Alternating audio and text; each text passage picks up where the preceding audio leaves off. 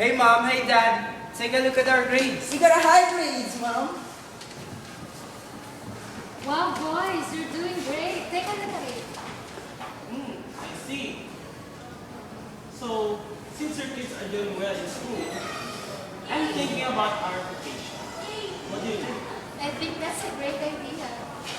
Yay! It's really good to study hard.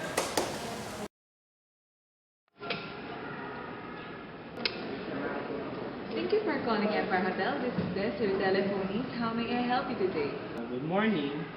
I'm planning a vacation for my family. I need to reserve rooms for us.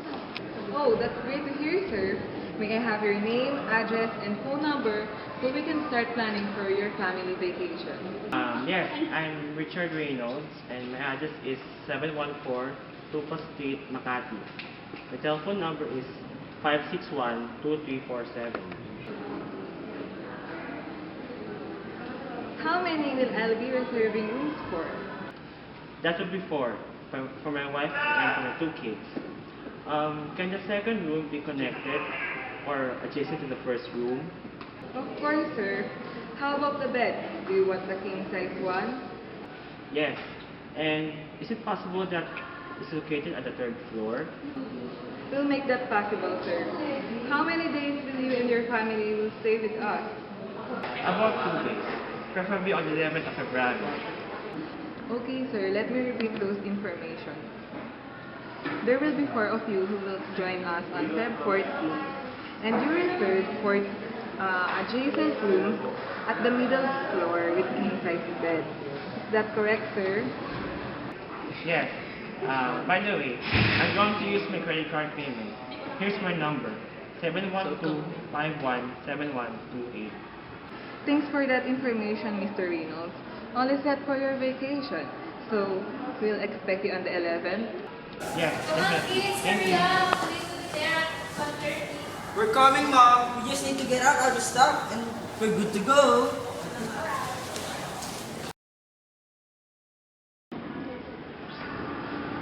Great day for a family day. Welcome to Empire Hotel. Great day indeed. We just reserved rooms for our family. Who do we need to talk to? That will be our front desk clerk. Let me help you with that. Let's go talk to her so now we can send you in your room. Hi, we had a reservation for our family. Oh yes, Mr. Reynolds. I found your reservation. You'll be in room 808 and 809 as you requested connecting rooms with king-size bed and rooms on the middle floor. Here are your keys. You'll be escorted by Sandro to your rooms and help you with your bag. Have a fun vacation! Thank you very much. Let me help you with your luggages.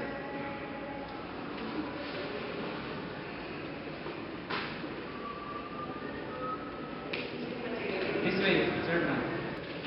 Come on, kids.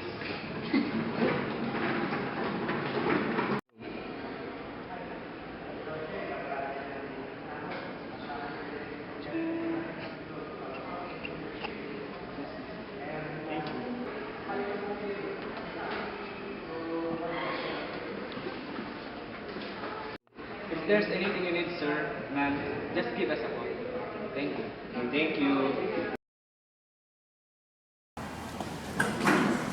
So, how do you find your rooms? The room is great, Dad. But where are we having dinner tonight, Mom and Dad? I think we should eat at a seafood restaurant tonight. What do you think, guys? Ooh, that sounds delicious. Alright, great. Go and rest for a while and I'll just go and get some papers. Okay, Mom.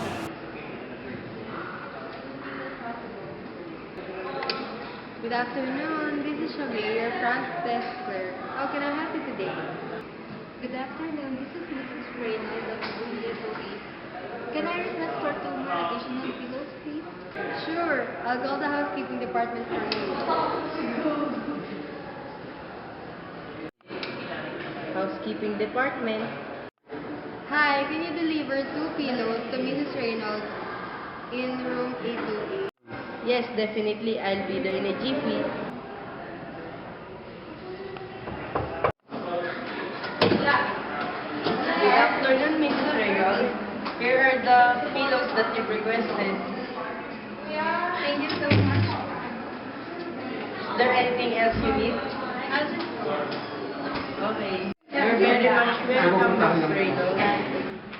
Good afternoon, sir. I am John. How may I help you? Good afternoon. Me and my family love seafood.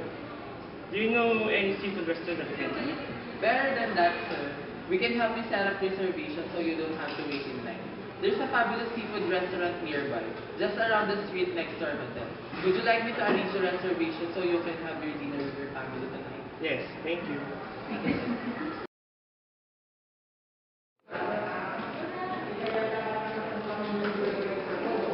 Oh, don't tell me you're leaving us today. Actually, we are. Me and my family had a great time in your hotel.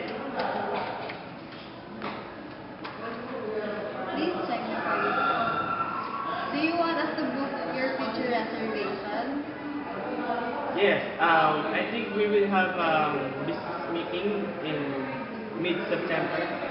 I'm not so sure, but we will check in your hotel. Thank you. We will wait for you, Mr. Reyna. Thank you. Bye, ma'am. Thank you.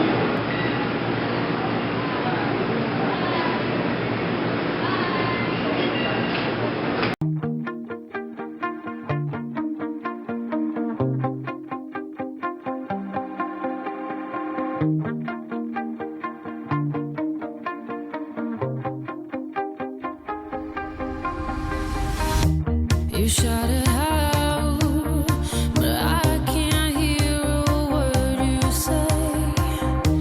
I'm talking loud, not saying much. I'm criticized, but how your bullets ricochet. Shoot me down, but I get up. I'm bulletproof, nothing to lose. Far away, ricochet. You take Luna. Yeah, good morning. I need 2 bedrooms. Don't tell me you're leaving us today. Actually, we are. Me and my family had a great time in your hotel. That's great to hear. Here's my number.